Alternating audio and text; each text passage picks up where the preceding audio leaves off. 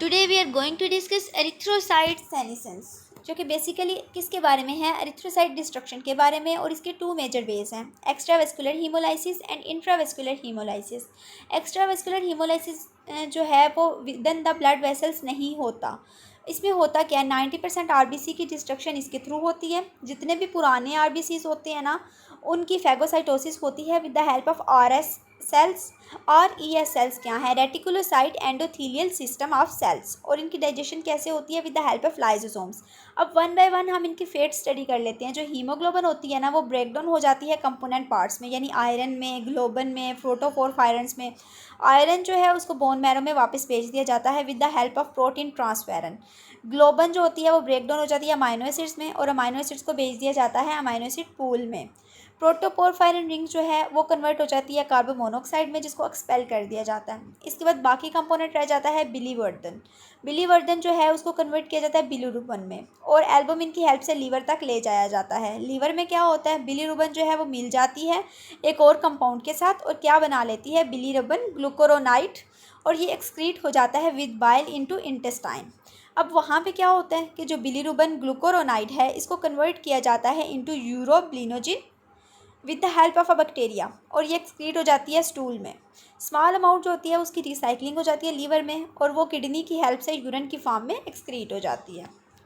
जो both unconjugated और conjugated forms हैं। अनकॉन्जुगेटेड कौन सी है फॉर्म बिलीरुबन की, प्री हेपेटिक फॉर्म, और कॉन्जुगेटेड कौन सी है, पोस्ट हेपेटिक फॉर्म। इनको मेजर किया जा सकता है प्लाज्मा में, और ये इंडिकेटर है amount of extra vascular haemolysis occurring. ये कितने परसेंट जो हमारी बॉडी में हीमोलाइसिस जो है वो हो रही है। नेक्स्ट है इंट्रावेस्कुलर हीमोलाइसिस। ये ब्लड सेल्स की डिस्ट्रक्शन होती है within the vessels. 5 to 10% haemolysis होती है इस वजह से।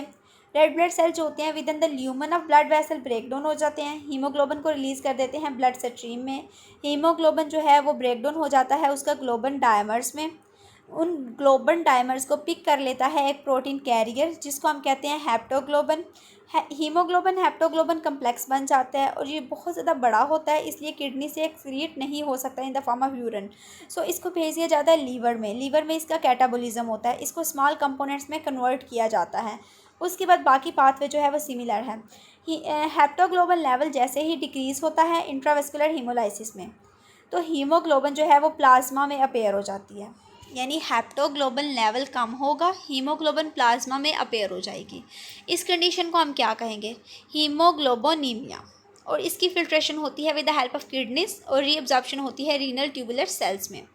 हीमोग्लोबिन जो है वो अपेयर होती है यूरिन में भी, जिसको हम क्या कहते हैं, हीमोग्लोबोनूरिया। और हीमोग्लोबोनूरिया जो होता है ये हमेशा जो है वो हीमोग्लोबोनीमिया के साथ होता है। ठीक है, अगर हीमोग्लोबिन होगी प्लाज्मा में तो उसका कलर पिंक, रेड, ब्राउन या ब्लैक हो जाएगा। अगर यूरिन में होगी तो भी पिंक, रेड, ब्राउन और ब्लैक हो जाएगा।